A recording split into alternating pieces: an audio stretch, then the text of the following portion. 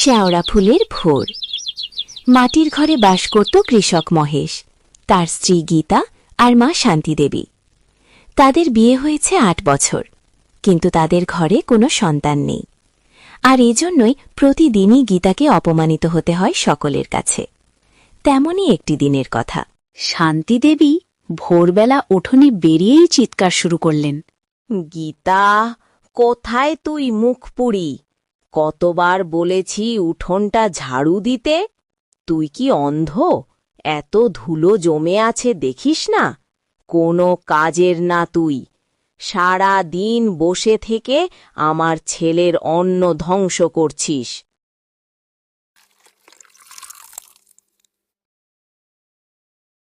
তার শাশুড়ির কথা শুনে গীতা রান্নাঘর থেকে দৌড়ে তার কাছে যায় আর বলে, এক্ষুনি করছি মা, আজ রান্না শেষ করে আস্তে আস্তে একটু দেরি হয়ে গেল।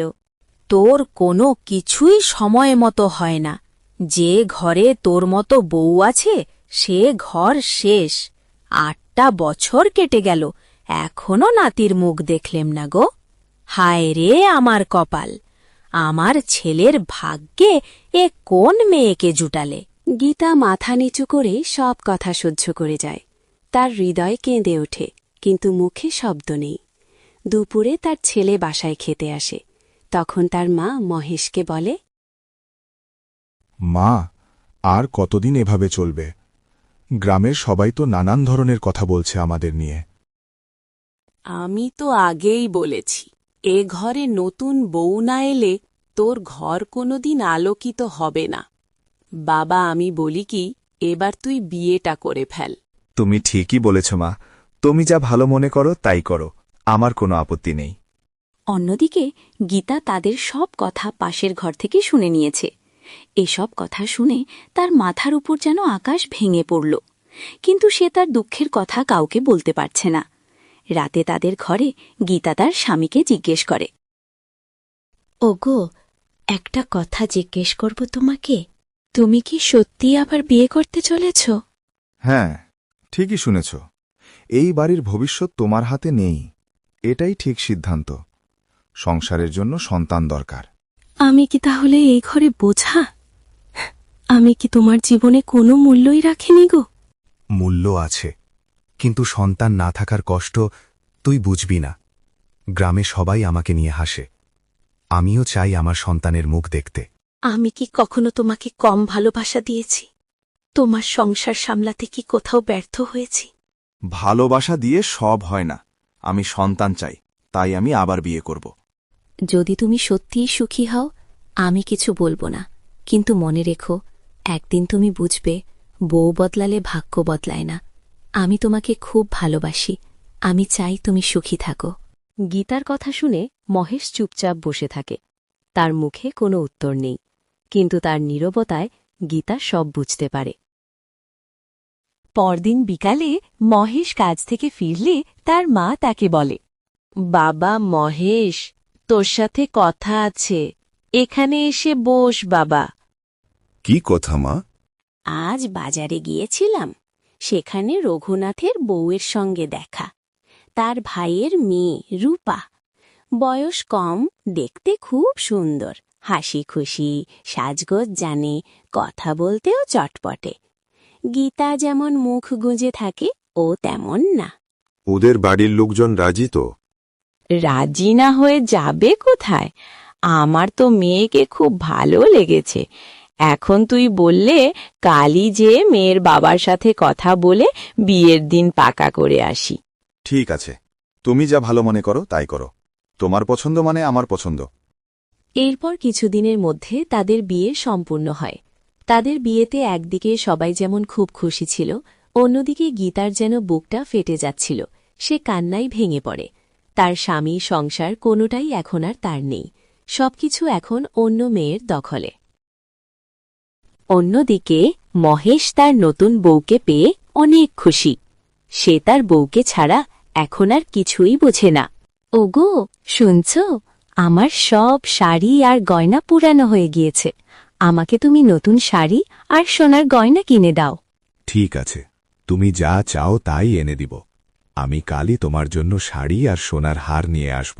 পরদিন সকালে মহেশ রূপার জন্য নতুন শাড়ি আর সোনার হার এনে দেয়। রূপা দেখো, তোমার কথা মতো শাড়ি আর সোনার গয়না নিয়ে এসেছি, তোমাকে খুব মানাবে।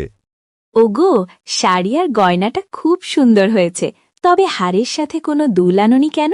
আমার একজোড়া দুলও লাগবে। ঠিক আছে, আমি তোমার জন্য দুল নিয়ে আসব। গীতা সারাদিন ঘরের সব কাজ করত। সকাল থেকে রাত পর্যন্ত সে তাদের জন্য কাজ করে, তাও সে তার পরিবার থেকে কোনো সম্মান আর ভালোবাসা পেত না। তার সাথে উল্টো তারা অনেক খারাপ ব্যবহার করত। রাতে সবাই যখন খেতে বসে তখন মহেশের মা গীতাকে বলে, এই যে এখানে দাঁড়িয়ে আছিস যে, তোর কাজ শেষ হয়েছে নাকি আমাদের জন্য রেখে দিয়েছিস? সব কাজ শেষ মা, তাছাড়া আমিই তো সব কাজ করি। অনেক কথা বলতে শিখে গিয়েছিস দেখছি। তুই করবি না তো কে করবে? আমার নতুন বৌমা কিন্তু কোনো কাজ করবে না, এই বলে দিলুম। বৌমাই বংশের আলো নিয়ে আসবে একদিন, তাই ঘরের কাজ তুই করে দিবি। ঠিকই বলেছেন মা, এছাড়া তোমার আর এমন কি কাজ করতে হয়? আমি তো আমার রূপচর্চা নিয়ে অনেক ব্যস্ত থাকি, তুমি ছাড়া এসব কাজ কে করবে? তুই নিজেই তো নিজেকে ওই জায়গায় নামিয়েছিস গীতা, এখন আর অভিনয় করিস না। আমি কি দোষ করেছি মহেশ? এই সংসারটাই তো আমার সব ছিল। তোর মতো মেয়ের সংসার মানে কি বুঝবি? নতুন বউ এসেছে, এখন তোর দরকার নেই। তাঁদের কথা শুনে গীতার বুকটা ফেটে যায়। ঘরের সেই মানুষগুলো যাদের সে আপন ভেবে এত ভালোবেসেছে, তারা সব পর হয়ে গেছে। গীতা বোঝে এই ঘরে সে আর স্ত্রী নয়, শুধু বোঝা। এভাবেই অনেক দিন কেটে যায়। রূপার মনে এখন গীতাকে তাড়ানোর মতলব ঘুরতে থাকে। তাই সে একদিন মহেশকে বলে, ওগো শুনছ, তুমি যে আমাকে সোনার হারটা কিনে দিয়েছিলে সেটা পাচ্ছি না। আমার মনে হয় সেটা গীতাই নিয়েছে। সেদিন তাকে সবাই এত কিছু বলেছি, তাই হয়তো ও এ কাজ করেছে। কি বলছো তুমি? গীতা এরকম কিছুতেই করতে পারে না। আমার কথা বিশ্বাস না হলে তুমি ওকেই জিজ্ঞেস করে দেখো না। গীতা, তুই কি রূপার হারটা নিয়েছিস? ওগো, তুমি আমাকে অমন কথা বলতে পারলে? আমি কেন হার নিব, যেখানে আমি আমার সবচেয়ে মূল্যবান জিনিস ওকে দিয়ে দিয়েছি? আমি অত কিছু জানি না, তুই ওর হারটা নিয়ে থাকলে তা দিয়ে দে। ও এভাবে স্বীকার করবে না, তুমি ওর ঘরে খুঁজে দেখো। দেখেছ, আমি আগেই বলেছিলাম ও নিয়েছে। আমার আগেই সন্দেহ হয়েছে ওকে। বের করে দাও ওকে, এখানে থাকলে আবার চুরি করবে। ওগো, তুমি বিশ্বাস করো, আমি হার নেইনি, আমাকে ফাঁসানো হচ্ছে। তাহলে এটা তোর ঘর থেকে কিভাবে আসলো?